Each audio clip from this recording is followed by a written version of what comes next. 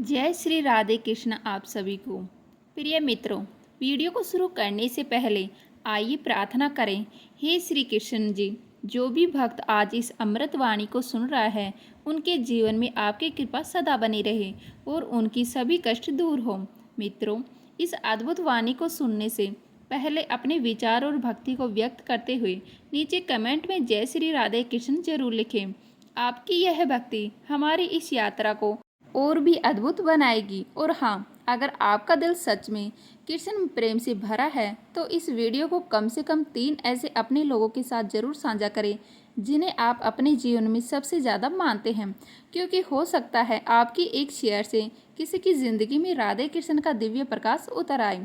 साथ ही यदि आप हमारे चैनल पर नए हैं तो अभी सब्सक्राइब करें और घंटी के बटन को दबाएं ताकि आप हमारी हर नई भक्ति यात्रा का हिस्सा बन सके। तो चले बिना देरी किए इस दिव्य यात्रा की ओर बढ़ते हैं। श्री कृष्ण जी कहते हैं, जब तुम सच्चे मन से किसी का भला करते हो तो वह नेकी सृष्टि के नियमों से दर्ज हो जाती है और सृष्टि कभी किसी आरण को अधूरा नहीं छोड़ती। अब कल्पना करो, एक नदी है जो अपने किनारों को बिना कुछ कहे हर दिन हर मौसम में पानी देती रहती है, पर नहीं पूछती कि सामने वाला पेड़ कौन है, किसका है, फल देगा या नहीं देगा। वह बस देती है। लेकिन एक दिन जब उसी नदी में पानी सूखने लगता है तो वही पेड़ जिसकी उसने कभी बिना कहे सेवा की थी अपनी छाया से उसे बचाने लगता है, अपनी जड़ों से नमी छोड़ने लगता है। और यही है कर्म का मौन चक्र। जब तुम किसी को बिना कहे, बिना जताए, बिना किसी उम्मीद की मदद करते हो तो वह ऊर्जा ब्रह्मांड में एक हल्के कंपन की तरह गूंजती है। वह किसी लॉजिक से नहीं चलती, यह विज्ञान के फार्मूलों में नहीं बनती। यह उस अधूरी भोजन की तरह है जिसे कोई भूखा खाकर दुआ देता है, और वह दुआ समय के किसी मोड़ पर, किसी मोहरे के बिना, किसी दस्तखत के बिना तुम्हारे जीवन में चुपचाप आकर कोई दरवाज़ा खोल देती है जो तुम्हें खुद नहीं दिख रहा होता है। कई बार ऐसा होता है कि हम किसी को रास्ते में गिरा हुआ देखते हैं और बिना कुछ कहे उसे उठाकर उसके गंतव्य तक पहुंचा देते हैं। उस वक्त कोई कैमरा नहीं होता, कोई तालियां नहीं बजती, लेकिन सालों बाद जब तुम्हारी ज़िंदगी किसी अंधे मोड़ पर ठहर जाती है और तुम्हें लगता है कि अब सब कुछ खत्म हो रहा है, तब कोई अनजान, कोई नामहीन व्यक्ति तुम्हारे लिए वही करता है। वो दरवाज़ा खोलता है, वो हाथ बढ़ाता है, वह रास्ता दिखाता है और तुम बस आश्चर्य में रह जाते हो कि क्यों। और यहीं पर समझ आता है कि यही तो कर्म है जो शोर नहीं करता पर लौटाता जरूर है। यह उस पेड़ की छाया की तरह है जो गर्मी में तो साथ देती ही है लेकिन सर्दियों में भी अपने पत्तों से जमीन को मुलायम बनाए रखती है। समाज में जब कोई बिना किसी वजह के तुम्हारे साथ भला करता है तब वह तुम्हारे अच्छे कर्मों का ही फल होता है जो तुम्हारे लिए रास्ते बना रहा होता है। कई बार तुम सोचते हो कि तुमने किसी का तो कुछ भला किया ही नहीं, फिर यह अच्छाई कहाँ से आई। तो समझ लो, तुम्हारे हाथों, दिल या नीयत से कभी जो किसी की मदद हुई थी वह अब लौट रही है। कर्म किसी बाजार की दुकान नहीं जहां तुम्हें रसीद मिलती है, यह एक सूक्ष्म व्यापार है तुम्हारी नीयत से ब्रह्मांड तक का। यह ब्रह्मांड नोट करता है कि तुमने क्या किया, कैसे किया और क्यों किया। और जब समय आता है तो लौट कर आता है, चुपचाप जैसे हवा चलती है पर आवाज़ नहीं करती। इसीलिए जब तुम्हारे हाथ किसी की मदद करें तो उसे प्रचार मत बनाओ, क्योंकि कर्म तो तालियों की ज़रूरत नहीं होती, उसे तो बस तुम्हारी नीयत की ज़रूरत होती है। वह काम करेगा लेकिन अपनी रफ्तार से, अपने तरीके से। और तब जब तुम्हें खुद लगेगा कि अब कोई रास्ता नहीं बचा, तभी वह लौटेगा, बिना शोर किए तुम्हारे दरवाजे पर खड़ा मिलेगा। यही है सच्चा कर्म। श्री कृष्ण जी कहते हैं, जो व्यक्ति दूसरों को दिल से क्षमा करता है वह अपने भीतर के अशांत तूफान को शांत कर देता है, और जब मन शांत होता है तब ईश्वर खुद उसकी राह बनाता है। अब सोचो, तुम्हारे दिल के अंदर कोई पुराना जख्म है, किसी ने तुम्हें धोखा दिया है, किसी ने तुम्हारे भरोसे को तोड़ा है, किसी ने तुम्हारे अच्छेपन का मजाक उड़ाया है और तुम अंदर ही अंदर उस तकलीफ को पकड़े हुए हो। बाहर से तो मुस्कुरा रहे हो पर अंदर कोई गूंगी सी शिकायत रह रहकर बोलती है। अब यही एक बात समझनी है, जब तुम किसी को दिल से माफ़ करते हो तब असल में तुम खुद को उस बोझ से आज़ाद कर देते हो। माफ़ करने का मतलब यह नहीं कि सामने वाला सही था, माफ़ करने का मतलब यह है कि अब तुम खुद को और उस तकलीफ को आगे नहीं धोना चाहते। तुम अब रुकना नहीं चाहते, और जब तुम उस बोझ को दिल से छोड़ देते हो तब तुम्हारे भीतर एक खाली जगह बनती है जहाँ शांति आ सकती है, जहाँ नई ऊर्जा प्रवेश कर सकती है। यही वह क्षण होता है जब वक्त तुम्हारे लिए उन रास्तों को खोलने लगता है जिनके बारे में तुमने कभी सोचा ही नहीं था। जो तुम्हें नजर नहीं आते थे वह दरवाजे अचानक सामने खुलते हैं, क्योंकि जब तक तुम्हारा मन उस गलत व्यक्ति की यादों में अटका था तब तक तुम आगे बढ़ने की क्षमता ही नहीं रख सकते थे। माफ करने से जैसे तुम्हारे पैरों से जंजीर कटती है, और यह जंजीर ही तो थी जो तुम्हारी तरक्की को रोक रही थी।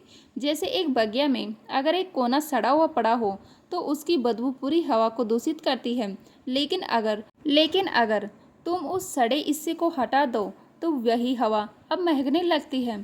कई बार जब तुम किसी का बुरा करके आगे बढ़ते हो तो शायद तुरंत कोई सजा नहीं मिलती, लेकिन वह तुम्हारे भीतर जमता जाता है। ठीक उसी तरह जब तुम बिना बदले की भावना के किसी को दिल से माफ कर देते हो तो वह क्षमा तुम्हारे कर्मों के जैसे भीतर से धो देती है, और उस साफ सफाई के बाद जो ऊर्जा बचती है वही तुम्हारे जीवन को नई दिशा देती है।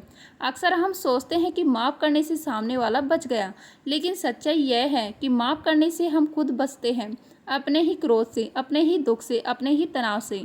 और जब तुम्हारे भीतर यह चुपचाप की गई सफाई पूरी होती है तब वक्त तुम्हारे लिए नए रास्ते बनाता है, नए अवसर भेजता है, नए लोग मिलते हैं जो तुम्हारे पुराने जख्मों पर मरहम का काम करते हैं, और तुम हैरान रह जाते हो कि यह सब अचानक कैसे हो गया। लेकिन वह अचानक नहीं होता, वह उसी दिन शुरू हुआ था जब तुमने किसी को दिल से माफ़ किया था।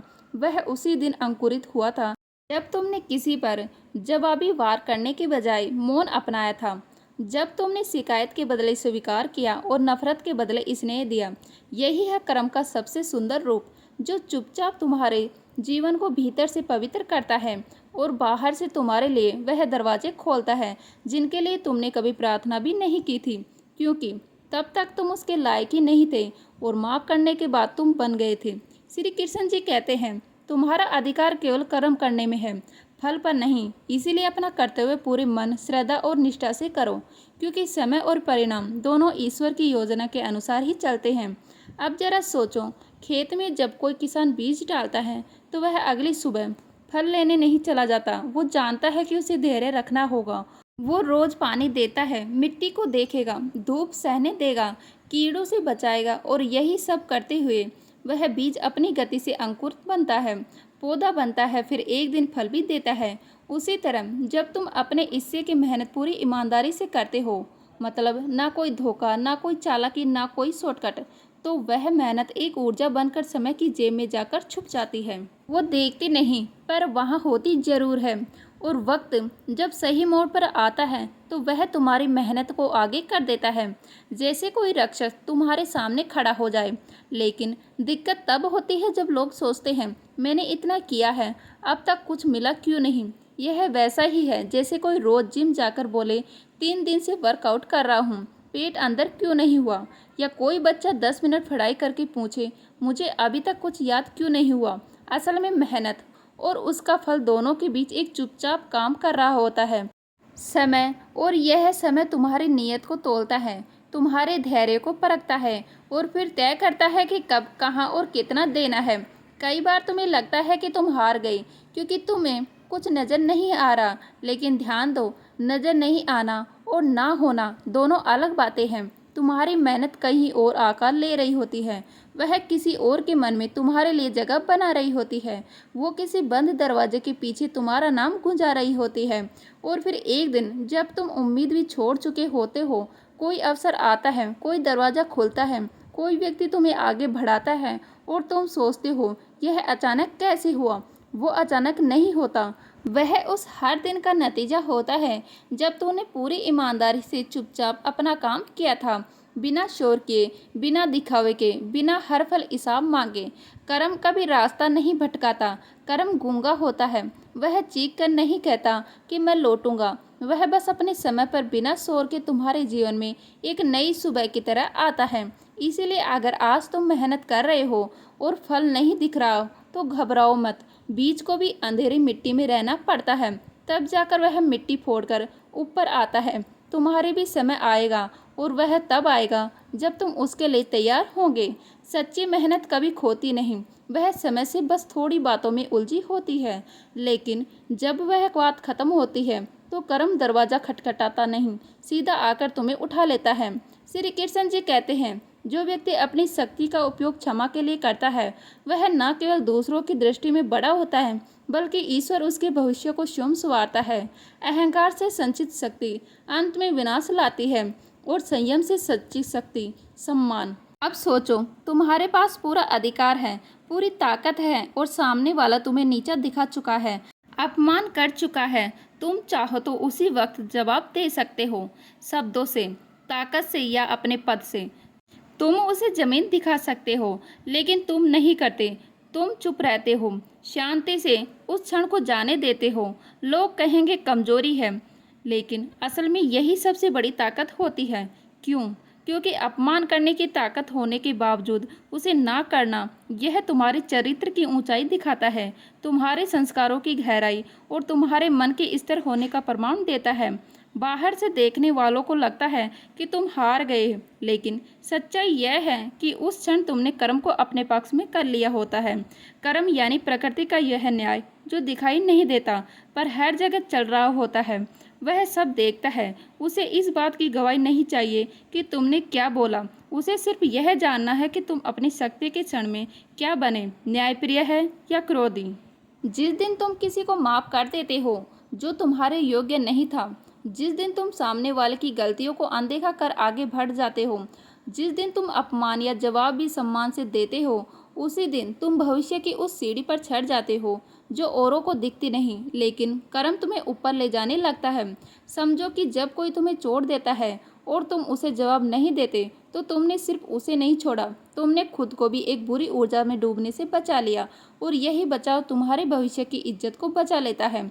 क्योंकि अपमान करने वाला भले ही आज ऊंचाई पर हो, लेकिन जो व्यक्ति अपनी जुबान, अपने व्यवहार और अपने मन पर संयम रखता है, वह धीरे धीरे एक ऐसी जगह पहुंचता है जहां इज्जत खुद उसके कदम चूमती है। दूसरे के गलत व्यवहार का जवाब अगर तुम भी वैसे ही दोगे तो फर्क क्या रह जाएगा तुम में और उसमें। लेकिन जब तुम अपने संस्कारों से जवाब देते हो, जब तुम अपमान के बदले मौन, कटुता के बदले करुणा और गुस्से के बदले समझदारी चुनते हो, तब तुम किसी को हराते नहीं, खुद को जीत लेते हो। और यह जीत ऐसी होती है जो आज ना सही, लेकिन आने वाले कल में तुम्हारी चारों ओर ऐसी इज्जत और सम्मान की ढाल बना देती है जिसे कोई झुका नहीं सकता। कर्म कोई तत्कालीन इनाम नहीं देता, वह रुकता है, परखता है, फिर तुम्हारे लिए ऐसा भविष्य रचता है जिसमें तुम्हारी गरिमा सुरक्षित होती है, तुम्हारी पहचान साफ होती है और तुम्हारा सिर ऊंचा होता है, बिना किसी को नीचा दिखाए। इसीलिए जब अगली बार तुम्हारे पास मौका हो किसी को नीचा दिखाने का और तुम उससे ऊपर उठने का रास्ता चुनो, तो जान लो उस दिन तुमने केवल एक व्यक्ति को माफ नहीं किया, तुमने अपने भविष्य को एक नई ऊंचाई दे दी। श्री कृष्ण जी कहते हैं, जब तुम किसी से कुछ भी चाहे बिना केवल सही भावना से कर्म करते हो, तो वह हर कर्म ब्रह्मांड के गुप्त कोष में जमा होता रहता है और फिर एक दिन वही कोष तुम्हारे लिए वहां से खुलता है जहां से तुमने कभी अपेक्षा नहीं की थी। अब जरा ध्यान से सोचो, जीवन में कई बार ऐसा होता है कि तुम पूरी ईमानदारी से किसी की मदद करते हो, तुमने कोई लालच नहीं रखा, कोई बदले की उम्मीद नहीं की, बस किया क्योंकि तुम्हारा मन कह रहा था कि यह सही है। और फिर तुम उस इंसान को भूल भी गए, लेकिन महीनों या सालों बाद किसी और मोड़ पर, जब तुम्हें खुद उम्मीद नहीं होती कि अब कोई तुम्हारी मदद करेगा, तभी कोई बिल्कुल अनजान व्यक्ति बिना कुछ मांगे तुम्हारे लिए कुछ ऐसा कर जाता है जो तुम्हें भीतर तक हिला देता है। तब तुम्हारे मन में सवाल उठता है, यह मेरे लिए क्यों कर रहा है? और जवाब होता है, यह वही है जो तुमने पहले किया था, पर उस वक्त तुम्हारे ऐसा नहीं था कि तुम कुछ जमा कर रहे हो। हर अच्छा काम, हर सच्चा भाव, हर निस्वार्थ सेवा ब्रह्मांड के उस अदृश्य खाते में जमा हो रही होती है जिसे कोई बैंक नहीं चलाता, कोई मैनेजर नहीं देखता, पर जिसका हिसाब सबसे सटीक होता है। वह खाता बोलता नहीं पर सुनता है, वह दिखाई नहीं देता पर हर चीज़ को दर्ज करता है। और जब तुम्हारा समय आता है तब वही खाता अपने आप खुल जाता है और वह सब लौटा आता है जो तुमने बिना शोर के, बिना दिखावे के कभी किया था। समाज में बहुत बार लोग कहते हैं, अच्छे लोगों के साथ अच्छा क्यों नहीं होता, लेकिन असल बात यह है कि अच्छे लोगों के साथ अच्छा होता है, लेकिन उस अच्छाई की चाल थोड़ी धीमी होती है, गहरी होती है और सबसे अनपेक्षित जगहों में आती है। उदाहरण के लिए मान लो तुमने एक बार किसी बूढ़े को सड़क पार कराई और वह घटना तुम्हारे जीवन से निकल गई, पर हो सकता है वह भाव, वो करुणा ब्रह्मांड में ऐसी ऊर्जा बन गई कि जब सालों बाद तुम किसी मुश्किल में फंसे, तब कोई अनजान व्यक्ति आगे बढ़ा और तुम्हारे लिए कुछ ऐसा किया जो तुम्हारे अपने ही नहीं कर पाए। कर्म जब आता है तो वह ना नाम देखकर आता है, ना पहचान देखकर, वह सिर्फ तुम्हारी पुरानी ऊर्जा की गर्मी पहचान कर लेता है। तुमने जिनसे कुछ नहीं मांगा, वही लोग अगर किसी दिन तुम्हारे लिए कुछ कर जाते हैं तो समझ लेना कि तुम्हारा कोई भूला विसरा कर्म बोल उठा है। वो गुप्त खाता जो तुमने कभी नहीं देखा, उसने आज तुम्हारे लिए एक दरवाज़ा खोल दिया है। और यही तो जीवन का सौंदर्य है कि तुम जो बोते हो वह उसी खेत में नहीं उगता जहाँ तुमने बीज डाला था। कभी वह किसी दूसरी जमीन पर, किसी और मौसम में, किसी और के हाथों से फल बनकर तुम्हारे सामने आ जाता है। इसीलिए कभी यह मत सोचो कि तुम्हारा किया गया अच्छा काम व्यर्थ गया। हो सकता है आज कुछ ना मिले, पर कहीं ना कहीं किसी रूप में किसी अजनबी के हाथ हो वह तुम्हारे पास लौटेगा, बिल्कुल वैसे ही जैसे कोई पुराना खत सालों बाद अचानक किसी नए लिफाफे में आकर तुम्हारा दरवाज़ा खटखटाता है। तब तुम समझोगे यह वही कर्म है जो चुपचाप जमा हो रहा था और आज खुद चलकर आया है तुम्हारे हिस्से का बनकर। जिस दिन तुमने अपने आंसू किसी और के सामने छुपा लिए, उस दिन तुमने खुद को पहली बार अपना साथी मानना शुरू किया। बहुत सारे लोग दुनिया से नहीं, खुद से बातें करके जीना सीख रहे हैं। किसी के सामने टूट जाना जितना आसान लगता है, उससे कहीं ज़्यादा कठिन है मुस्कुराकर अपने दर्द को भीतर छुपा लेना। जिंदगी तभी बदलती है जब इंसान दूसरों की नहीं, अपनी सच्चाई सुनने लगता है। हर किसी की एक चुप्पी होती है जिसमें उसका सबसे बड़ा संघर्ष छिपा होता है। बहुत लोग हंसते हैं क्योंकि रोना उन्हें अब कमजोरी लगता है। कभी तुमने किसी को वक्त दिया होगा, बहुत सारा प्यार दिया होगा और बदले में एक दिन उन्होंने कहा होगा, तुमने किया ही क्या है मेरे लिए। वहीं पर इंसान की उम्मीद टूट जाती है। जब जिनके लिए सब कुछ किया हो वही लोग तुम्हारे अस्तित्व को अनदेखा कर दें, तब समझ आता है कि भावनाओं की कीमत शब्दों से नहीं, ज़रूरत से तय होती है। रिश्ते अक्सर इसीलिए बचे होते हैं क्योंकि एक इंसान हमेशा चुप रहकर निभाता रहता है। कई बार तुमने माफ़ किया होगा बिना माफ़ी के, निभाया होगा बिना वजह के और मुस्कुराया होगा उस इंसान के लिए जिसने तुम्हें रुलाया है। यह सब यूं ही नहीं जाता, कहीं ना कुछ लौटता है। कभी कभी सबसे ज़्यादा दर्द वही लोग दे जाते हैं जिनसे तुमने कभी कुछ मांगा भी नहीं होता, और वही लोग सबसे पहले पूछते हैं तुम इतने बदल क्यों गए हो। उन्हें यह नहीं दिखता कि तुमने कितना कुछ सहा है, खुद को कितनी बार समेटा और मुस्कुराने की कितनी कोशिश की है। कई लोग जीवन में इसीलिए थक चुके हैं क्योंकि उन्होंने हर बार खुद को ही आगे रखा है, समझौता किया और बदले में सिर्फ अनदेखा किया जाना सीखा। यह वही लोग हैं जो आजकल खुद को बचाने के लिए चुप रहना सीख गए हैं। जिस प्यार में तुमने खुद को खो दिया था, वही जब तुम्हारी कोई अहमियत नहीं रही, तब समझ आया कि सच्चा प्यार सिर्फ देना नहीं होता, बल्कि उसमें खुद की इज्जत भी बचानी होती है। उत्तर प्रदेश के एक छोटे से गांव में दौलतपुर में एक युवक रहता था। उसका नाम नरेश था। उम्र रही होगी कोई 38 साल। शरीर से अष्टपुष्ट पर मन से थका हुआ। गांव की कच्ची पगडंडियों पर जब वह नंगे पांव चलता था तो लगता था जैसे मिट्टी भी उसकी थकान समझती हो। उसका चेहरा हरदम चिंता में डूबा रहता था, पर वही चिंता उसकी नहीं थी बल्कि उसके परिवार और बीते हुए वर्षों की थी। नरेश का स्वभाव बचपन से ही दीन दहीन और सीधा साधा था। जब उसके गांव के बच्चे चिड़ियों को पत्थर मारते थे, नरेश उनके घोंसले से अंडों को बचाने भागता था। माँ के गोद में बैठकर जब वह रामायण की चौपाई सुनता था तो उसकी आंखें भीग जाती थी। पर आज का नरेश वैसा नहीं रहा। जिंदगी ने उसके भोलेपन पर समय की परतें चढ़ा दी थी। उसका परिवार कोई धनवान नहीं था, खेत बंजर थे और पिता की मृत्यु के बाद घर की पूरी जिम्मेदारी नरेश पर आ पड़ी थी। माँ बीमार थी, पत्नी भी गाँव की थी, बहुत सुलझी, पर गरीब ने उसके हौसलों को जकड़ रखा था। एक छोटा बेटा भी था, चिराग, जो हर वक्त पापा की जेब में टॉफी ढूंढता फिरता था।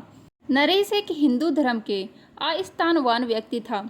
शिव और श्री कृष्ण उसके आराध्य थे और हर सोमवार को वह अपने टूटी छत वाले घर के मंदिर में बैठकर ओम नमः शिवाय का जाप करता था। लेकिन ईश्वर से उसका रिश्ता अब सवालों से भरा था। मैंने क्या बुरा किया था जो आज यह दिन देखने पड़ रहे हैं? उसका विश्वास डगमगाने लगा था। पर भीतर वही एक शून्य भी था जो भरने का नाम नहीं ले रहा था। उसे नहीं पता था कि उसके भी भूतकाल का एक कर्म बहुत धीरे धीरे उसका पता पहुँचते हुए उसी की ओर लौट रहा था। नरेश का जीवन गांव की जमीन से जुड़ा हुआ था, पर जब जमीन ही पेट ना भर सके तो इंसान का मन और धर्म दोनों डगमगाने लगते हैं। उस साल बहुत बुरा अकाल पड़ा था। खेत सूख चुके थे, माँ बीमार पड़ी थी और चिराग की सांसें कमजोर हो गई थी। डॉक्टर ने कहा इस बच्चे को शहर ले जाओ, इलाज में समय और पैसे दोनों लगेंगे। पर नरेश के पास ना समय था ना पैसे। एक तरफ बीमार माँ, दूसरी ओर मरते हुए बेटे की सूखी आंखें। उस रात नरेश ने कुछ ऐसा किया जो उसने कभी कल्पना भी नहीं की। गांव के बाहर एक बड़ा मंदिर था, प्राचीन शिव मंदिर, जहां गांव वाले हर साल चढ़ावा चढ़ाते थे। वहां के पुजारी जी नरेश को जानते थे, उसे पूजा करवाने दिया। उसी मंदिर के पीछे की दीवार में दान पेटी रखी थी। वहां गांव भर का चढ़ावा, नकदी और जेवर रखे जाते थे। नरेश ने उस रात ईश्वर से लंबी प्रार्थना की, हे शिव, तू तो जानता है मैं चोरी नहीं करना चाहता, पर आज अगर मैं कुछ नहीं करता तो मेरा बच्चा मर जाएगा। अगर यह पाप है तो इसकी सजा मुझे दे देना, बस मेरे बेटे को बचा लेना। उसने मंदिर की दीवार से एक ईंट खिसकाई और दान पेटी से कुछ रुपए और सोने की एक छोटी चैन निकाल ली। रात के अंधेरे में उसका शरीर कांप रहा था, पर उसके हाथ ईश्वर की मूर्ति को निहार रहे थे। वह जानता था यह पाप था, पर मजबूरी में किया गया न्याय जैसा पाप है। किसी को पता नहीं चला। उसने चुपचाप बेटे का इलाज करवाया। चिराग बच गया। माँ की भी तबीयत कुछ संभल गई थी। वक्त गुजरता गया, लोगों को उस चोरी की खबर लगी, पर कोई शक नरेश पर नहीं गया। उसका सीधापन उसकी सबसे बड़ी ढाल बन गया। पर ईश्वर ने देखा, धर्म और नीति की दृष्टि से वह कर्म गलत था। मंदिर का धन चोरी करना चाहे किसी भी कारण से हो, पाप ही होता है। पर क्या ईश्वर सिर्फ कर्म देखता है या उसका कारण भी? शायद इसीलिए नरेश को तुरंत कोई दंड नहीं मिला। शायद इसलिए नहीं मिला क्योंकि कर्म अपने हिस्से की पूर्णता में लौटता है, अधूरी सजा कभी नहीं देता। और अब इतने वर्षों बाद जब सब कुछ थोड़ा बेहतर लगने लगा था, तब उसका कर्म धीरे धीरे दरवाजे पर दस्तक देने वाला था। वो रात बीत गई, वो चोरी भी। नरेश ने किसी से कुछ नहीं कहा। मंदिर से चुराए गए पैसे से बेटे का इलाज हुआ, माँ की दवाइयाँ आई और घर में थोड़ी रोशनी लौट आई। धीरे धीरे जिंदगी वापस पटरी पर आने लगी। गांव के लोग उसे फिर से वही ईमानदार नरेश मानते रहे। पुजारी जी ने मंदिर की चोरी को एक रहस्य मानकर छोड़ दिया और नरेश हर सोमवार को पहले से ज्यादा श्रद्धा से पूजा करने लगा, मानो वह खुद को शिव के चरणों में छुपा लेना चाहता हो। पर मन कभी खाली नहीं रहता। हर बार जब वह शिवलिंग पर जल चढ़ाता, उसके भीतर एक अनकही आवाज गूंजती, क्या तू समझता है कि मैंने कुछ नहीं देखा? क्या तू सोचता है कि तूने जो लिया वह तेरी थी? पर इन आवाज़ों को वह अपने कर्मों की तंगी समझकर दबा देता था। समय बीतता गया। बेटा चिराग धीरे धीरे बड़ा होने लगा, पढ़ाई में होशियार, संस्कारों में श्रेष्ठ। नरेश को लगता था जो हुआ सो हुआ, लेकिन अब सब अच्छा होगा। उसे कभी कभी यह भ्रम हो जाता था कि शायद उसका वो कर्म भगवान ने माफ़ कर दिया था, या फिर शायद कर्म ने उसे छोड़ दिया। लेकिन नहीं, कर्म कभी माफ़ नहीं करता, वो बस छुप कर बैठ जाता है, इंतजार करता है एक सही क्षण का, जब उसका वार सबसे गहरा हो। नरेश की जिंदगी कुछ सालों तक शांत और बेहतर रही, पर वह शांति एक सन्नाटा थी जिसमें तूफान ने सांसें रोक रखी थी। एक दिन वो तूफान उठेगा और नरेश की जिंदगी फिर से बदल जाएगी। और तब नरेश समझेगा कर्म जब आता है तो वह बस हिसाब बराबर नहीं करता, वह आत्मा को आईने दिखाता है। गांव में एक दिन खबर मिली, शिवरात्रि के दिन एक तपस्वी साधु आ रहे थे जो तीर्थों की यात्रा कर रहे हैं और गांव-गांव जाकर प्रवचन दे रहे हैं। लोगों ने मंदिर में उनके लिए विशेष स्थान बनाया। वे वैराग्य की गंध में लिपटे, सफेद जटास बसम लगाए हुए, आंखें तेजस्वी, वाणी शीतल। नरेश भी चिराग का हाथ पकड़कर पहुंचा। वहां बैठकर वह साधु की बातों को ऐसे सुन रहा था जैसे उसके अंदर कुछ टूटने और जुड़ने लगा हो। साधु बोले, श्री कृष्ण जी ने अर्जुन से कहा था, हे पार्थ, तू अपने कर्म कर, फल की चिंता मत कर। लेकिन इसका अर्थ यह नहीं कि तू कर्म का फल टाल सकेगा। हर किया हुआ कर्म ब्रह्मांड में एक बीज की तरह बोया जाता है। वह बीज समय आने पर फल देता ही है, चाहे उस पेड़ की छाया किसी और को मिले या कांटे तुम्हें चुभे। नरेश की सांसें भारी होने लगी। भीड़ में बैठे हुए उसे ऐसा लगा जैसे साधु की आंखें सीधे उसी पर टिकी हो। और साधु बोले, कभी कभी एक पिता अपने बेटे को बचाने के लिए गलत कर बैठता है, लेकिन वह भूल जाता है कि बेटे को बचाकर वह आत्मा को गिरवी रख चुका होता है। नरेश का दिल कांप उठा। यह बात किसी को नहीं पता थी, पर इस साधु को कैसे? भीड़ में सन्नाटा छा गया। साधु ने शांति से कहा, कर्म छुपता नहीं। भगवान श्री कृष्ण कहते हैं, कोई भी प्राणी एक पल भी बिना कर्म के नहीं रह सकता और हर कर्म अपना परिणाम लेकर आता है। साधु की बातें नरेश के भीतर गूंजने लगी। वह एक ही बात दोहराता रहा, क्या यह मुझे ही कह रहे थे? क्या वह जान गए कि मैंने रात को वह चैन से नहीं सो सका? सपने में उसे श्री कृष्ण जी के शब्द सुनाई दिए, जब तुमने मंदिर का धन लिया तो तुमने मुझसे कुछ नहीं छिपाया। तुमने जो लिया वह लौटा पाओगे। उसके माथे से पसीना बहने लगा। सच तो यह था कि नरेश ने सब कुछ भुला दिया था, लेकिन कर्म नहीं भूला। वो साधु अगले दिन चला गया, पर अपनी बातों के साथ कर्म के दस्तक की आवाज़ छोड़ गया। साधु के प्रवचन को कई महीने बीत चुके थे। नरेश की जिंदगी वापस अपनी चाल में लौटने लगी थी, लेकिन उसके भीतर कोई टूट चुका था। वह पहले से ज़्यादा पूजा पाठ करने लगा, लोगों की मदद करने लगा, मानो अपने पाप का प्रायश्चित कर रहा हो। पर कर्म का दस्तक देने का तरीका बहुत अलग होता है। एक दिन गांव में एक युवक आया, शरीर पर पुराने कपड़े, आंखों में कुछ खोया हुआ, पर आवाज़ में तपिश थी। वह मंदिर के बाहर बैठा था और लोगों से कह रहा था, मैंने अपना जीवन सेवा में देना है। मुझे सिर्फ एक बार इस मंदिर में पूजा करने दीजिए, बाकी सब काम मैं कर दूंगा। नरेश ने उसकी हालत देखी, भूखा, थका, पर आत्मा से मजबूत। उसने मंदिर के पुजारी से कहकर उसे कुछ दिन वहीं रहने की इजाज़त दे दी। वो युवक था धवल। धीरे धीरे मंदिर का काम उसने संभाल लिया। झाड़ू से लेकर घंटी बजाने तक सब कुछ श्रद्धा से करता। नरेश उससे बहुत प्रभावित हुआ। धवल हर दिन ओम नमो भगवते वासुदेव जपता और श्री कृष्ण के उपदेशों में गहराइयों से जुड़ा रहता। एक दिन धवल और नरेश मंदिर के पीछे बैठे थे। धवल ने अचानक कहा, आप जानते हैं चाचा, मेरे पिता एक ईमानदारी पुजारी थे। बहुत वर्षों पहले किसी ने मंदिर से छड़ावा चुरा लिया था। वह घटना उन्हें अंदर से तोड़ गई। उन्होंने कभी किसी का नाम नहीं लिया, पर उनके भीतर उस पर एक अपराध ने सारी सांसें बंद कर दी थी। नरेश का शरीर कांप उठा, उसके होठ सूखने लगे। धवल बोला, मैं तब बहुत छोटा था। मेरी माँ ने मुझे बचाने के लिए शहर भेज दिया था।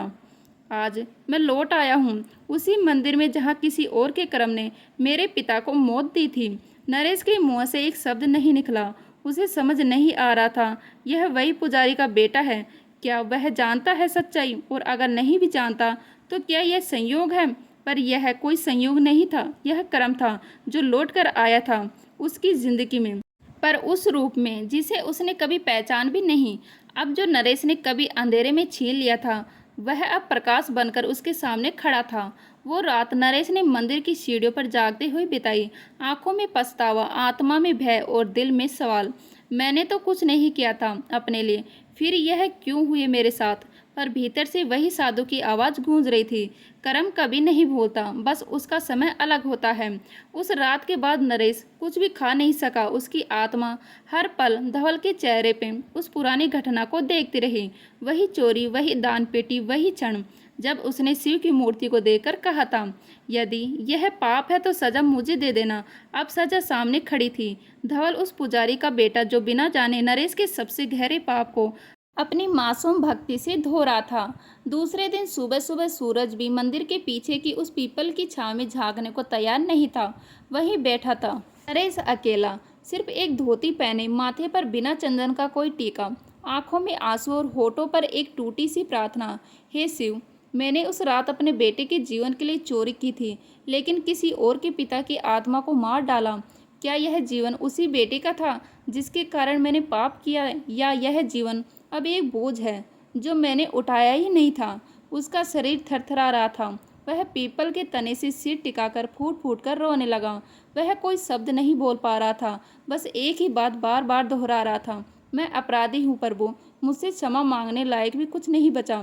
उसी क्षण उसे ऐसा लगा जैसे पीपल की शाखाओं में से कोई वाक्य हवा में तैर रहा हो, हे अर्जुन, जब आत्मा अपने किए का पछतावा क्षम कर ले तो परमात्मा को दंड नहीं देना पड़ता। नरेश की आंखें बंद थी, पर भीतर एक प्रकाश फूट रहा था।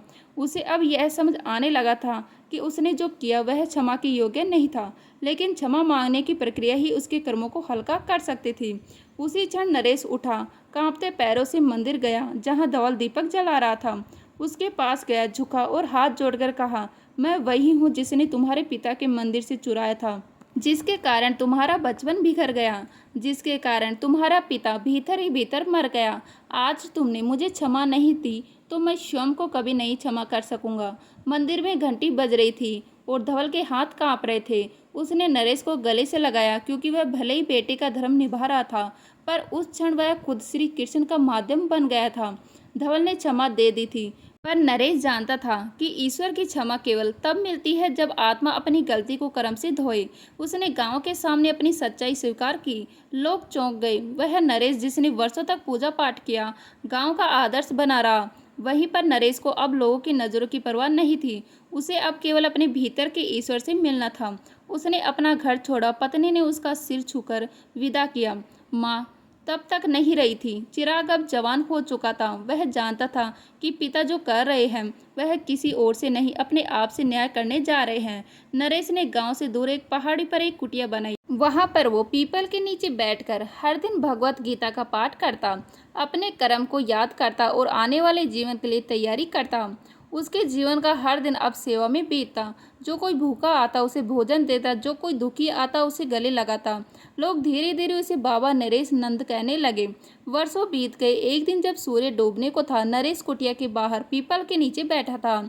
उसने अपने मन में श्री कृष्ण का नाम लिया, आंखें बंद की थी और वही शांति से अपने कर्मों के बोझ को छोड़कर उसने अंतिम सांस ली। उस रात धवल को सपना आया। श्री कृष्ण मंद मुस्कान के साथ बोले, जो कर्म से सीख लेता है वही जन्म से मुक्त होता है। तुम्हारे बाबा अब लौटकर नहीं आएंगे, वे पूर्ण हो गए हैं। गांव के लोगों ने नरेश की समाधि पीपल के नीचे बनाई। वहां आज भी चिराग अपने बच्चों को लेकर आता और कहता, यहाँ वह आत्मा सोती है जिसने पाप किया था, लेकिन भगवान से मिलने की हिम्मत भी की थी। कर्म कभी निष्प्रभाव नहीं जाता। श्री कृष्ण जी कहते हैं, यदा चरित्र श्रेष्ठ तत् देवेत्रो जना है। जिसे तुम क्षणिक हल मानते हो वह भविष्य में गहरा असर छोड़ता है। नरेश ने अपने बेटे के लिए एक पाप किया, लेकिन वह पाप वर्षों बाद लौटकर आया, एक आईने की तरह जिसमें उसने अपनी आत्मा को कांपते हुए देखा। हालात चाहे जैसे भी हो, धर्म से डगमगाना आत्मा को बोझ ही बना देता है। नरेश मजबूरी में गिरा, पर उसका अंतरात्मा वर्षों तक उस बोझ को ढोता रहा। यह हम भूल जाते हैं कि दुनिया चाहे माफ कर दे, ईश्वर और आत्मा के बीच का संवाद सच्चा होता है। पछतावा सबसे बड़ा प्रायश्चित है। जब नरेश ने स्वयं को स्वीकार किया, तब श्री कृष्ण ने उसे मुक्त किया। इससे हमें यह सीख मिलती है कि यदि तुम अपने पाप को स्वीकार कर लो और सच की ओर बढ़ो, तो ब्रह्मांड भी तुम्हारा साथ देता है। किसी पर किए गए अन्याय का फल देर से आता है, पर सटीक आता है। जिस पिता को उसने पीड़ा दी, उसका पुत्र ही ईश्वर का दूत बनकर लौटा। यह कर्म का सबसे सुंदर पर कठोर न्याय था। मोक्ष उन्हीं को मिलता है जो स्वयं के भीतर उतरकर गलती को पहचानते हैं। नरेश ने भागने की बजाय स्वीकार किया और तभी उसे वह शांति मिली जो केवल आत्मा के स्नान के बाद ही संभव होती है। यह बात याद रखना, जब तुम सोचते हो कि कोई देख नहीं रहा था, तभी ईश्वर सबसे ज्यादा तुम्हें देख रहा होता है और तुम्हारा हर कर्म उसके दरवाजे में दर्ज हो रहा होता है। हर वह इंसान की कीमती जो तुम्हारी खामोशी में भी तुम्हारा दर्द महसूस कर सके, जो बिना पूछे समझ जाए कि आज तुम ठीक नहीं हो, वही अपना होता है। ऐसे लोग बहुत कम होते हैं और जब मिले उन्हें कभी मत खोने देना। कभी कभी दूर चले जाना ही सबसे अच्छा जवाब होता है। जब लोग तुम्हारी मौजूदगी को हल्के में लेने लगे, तब खामोशी ही सबसे ऊंची आवाज होती है। दुनिया को तुम्हारी गैर मौजूदगी तब समझ आती है जब तुम वहाँ नहीं होते, जहाँ वह तुम्हें हमेशा मानकर चलते थे। बहुत से लोग ऐसे होते हैं जो हर किसी के लिए कुछ न कुछ करते हैं, लेकिन जब वह खुद मुश्किल में होते हैं तो कोई नहीं पूछता। यही जीवन है। जो देना जानता है वह अक्सर खाली रह जाते हैं। जिंदगी की सबसे बड़ी सच्चाई यही है कि हर इंसान कभी न कभी उस मोड़ पर आता है जहां वह मुस्कुराता है, सिर्फ इसलिए कि रोने से कोई फायदा नहीं है। जो लोग तुम्हारी बातों को नहीं समझते, वे कभी तुम्हारी चुप्पियों को क्या समझेंगे। इसीलिए अब बहुत लोग कम बोलते हैं, बस महसूस करते हैं और फिर दूर हो जाते हैं, बिना शोर के, बिना शिकायत के। तो उम्मीद करती हूँ आज की वीडियो आपको अच्छी लगी होगी। अच्छी लगी तो लाइक करें, शेयर करें, नए हैं तो प्लीज़ सब्सक्राइब कर लीजिएगा। मिलते हैं इसी तरह की नई वीडियो के साथ, तब तक के लिए जय हिंद, जय भारत, जय श्री राम।